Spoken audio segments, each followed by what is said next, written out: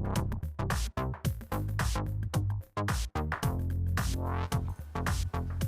morning, sunshine. Welcome back to Arise and Shine. If you're just joining us, we're right in the middle of a very interesting conversation with photographer Luca Babini.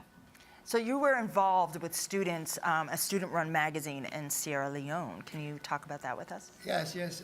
I went to Sierra Leone the first time, and working for UNICEF, I was helping them to document a malaria prevention campaign and a birth campaign to convince women to give birth in hospitals instead of their villages to decrease the infant mortality rate. And we were in Freetown one afternoon, and somebody from UNICEF came up to me, and they said, we want you to meet this group of young teenagers, and I was like, wow, these kids are so smart. And they are publishing a magazine called Peking News, which I believe it means youth news in Sierra Leone.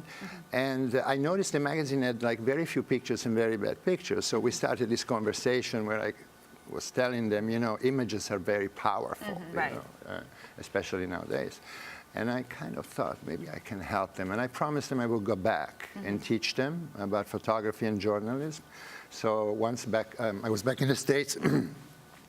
I think about 6 months later, I gathered a bunch of cameras, a bunch of laptop computers from my friend David the Rothschilds, by the way, who was the Plastiki guy, who also has a foundation called Sculpt the Future. And so, I left with these 2 big trunks full of goodies. And UNICEF helped because what they did, they gave me, they drove me to 3 different villages in the middle of Sierra Leone. Wow. And we had this photography and communication workshop, and it was fantastic. That's amazing. So are these some of the kids behind us that are doing the magazine? This I believe it's in Kono village, or Makeni. Makeni actually is where one of the biggest Ebola wards is in Sierra Leone, which I visited when it was a regular hospital. Right. Yeah, these are the kids. And so is the magazine still running? I wish I could say yes, but the communication is very, very, very difficult with Sierra Leone, especially now. So I checked a few months back, and the kids are alive and well, and they have a radio station. Oh, wow. Yes, they have a radio station now, which is wonderful, yes.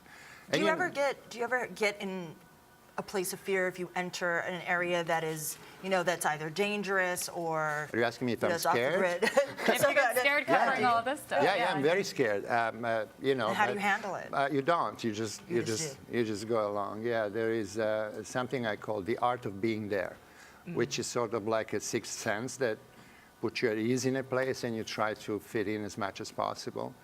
And then, if it happens, it happens. But, And I mean, I'm sure you get connected to all the people and all the places that you cover, and for them, this is their daily reality. Yeah. So and they have to learn to deal with it too, right? Yeah, they have to. But, people are fantastic. And that's what I was going to ask. I mean, from covering people all over the world, so many different cultures, what have you learned about people in general, just from having been to so many places? A huge lesson that the less people have, the more they give, which is incredible.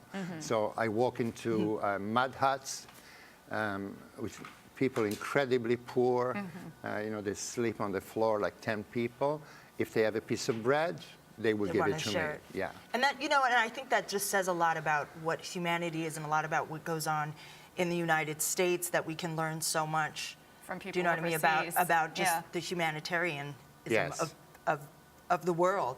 The more it's almost like the more you give, the more you receive, but you receive it in different ways. It's not necessarily about stuff. And talking about America, I have met many, many young Americans that we probably don't know about, that travel the world and work as volunteers with UNICEF, with the Peace Corps, with the United Nations Organization, with a local small NGO in the middle of nowhere, and they just do the good work. They're the field soldiers. So what's for you next? What are you up to? I'm trying to get a ride to go to Liberia. Okay. Not so much for Ebola, but because there's a very, very famous soccer player, depending who's listening, that wants to become president. And I have a connection with him, and I'm trying to convince him to let me shoot a documentary film because I think this is very African and it's beautiful. Like a soccer player comes in, and you know how football and soccer are very popular in Africa. So he's like a god. Right. And so I think it's going to be an extraordinary experience to film that. Yeah, I think sports can also unite people across all kinds of cultures. Absolutely. One thing we've been talking about a lot, obviously, in recent weeks is the situation in Ferguson, Missouri. And I like to ask all of our guests, because we have such interesting, varied guests. I mean, what are your thoughts on that? Well, that's a tough question. I think that everything that could go wrong went wrong. I think that killing an unarmed man in any situation should never happen. I think that police officers should be very well educated, very well trained, very well paid. Because when you're put in such an extreme situation, if you're not well trained, you may make a mistake. And I think there was a judgment call. There was a mistake. If I'd been in a situation like that, I would have put the car in drive and go. And call for enforcement. You know, you're dealing with a very young man that was obviously altered, and that, yes, he was very aggressive, which was wrong on his part. Absolutely. But it doesn't justify a loss of life. You know, we scold children and young men. We don't kill them. So, and this is unfortunately is happening a lot. And I'm not blaming Officer Wilson, because when you're in a situation like that, you make split-second it's fear. It's fear. It's fear, but that's And a lot of police officers actually will agree with that. That's what their presumption is. And there's a specific word, and I forget what it is, that they use in the police academy about that kind of fear.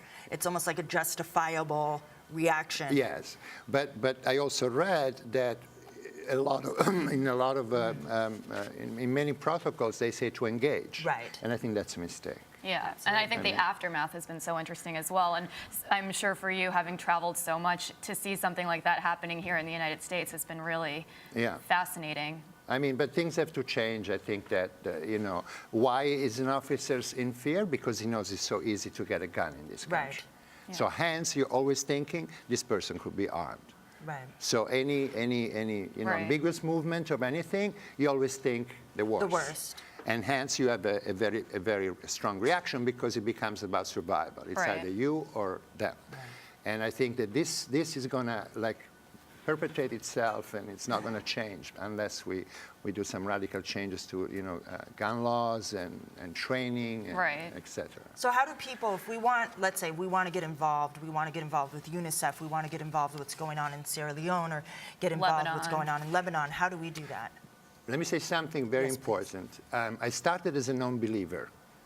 I thought all the money we give is going to go in somebody's pockets. I'm here to say it's not true. The United Nations have very strong, very precise protocols that at least 70% of the money donated has to get to the field to solve the problems, and sometimes a higher percentage. So they're doing great work. Please donate, because the money goes to the people that need the money. Supposed to be going. And it's very simple. It's unicef.org. unicef.org. Thank you so much, Luca. You're inspirational. It was fun. Incredible career.